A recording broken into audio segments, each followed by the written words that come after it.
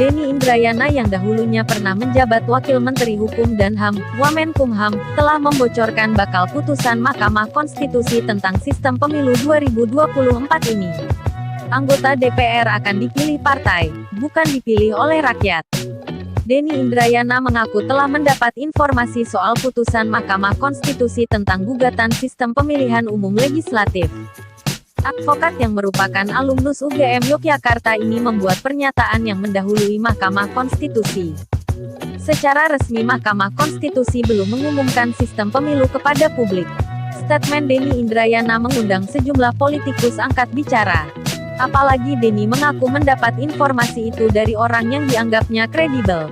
Presiden ke-6 RI, Susilo Bambang Yudhoyono, SBY, merespons terkait isu tentang Mahkamah Konstitusi, MK, akan memutuskan sistem proporsional tertutup pada kontestasi pemilu 2024. Jika yang disampaikan Prof. Denny Indrayana, reliabel bahwa MK akan menetapkan sistem proporsional tertutup, dan bukan sistem proporsional terbuka seperti yang berlaku saat ini, maka hal ini akan menjadi isu besar dalam dunia politik di Indonesia, kata SBY dalam cuitannya di akun Twitter pribadinya, Minggu, tanggal 28 Mei tahun 2023.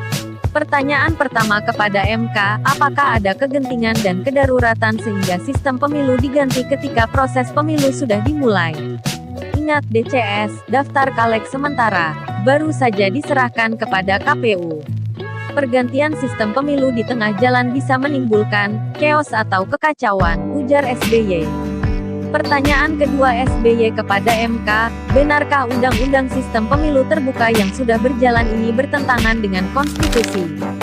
Ketiga kata SBY, penetapan undang-undang tentang sistem pemilu berada di tangan Presiden dan DPR, bukan di tangan MK.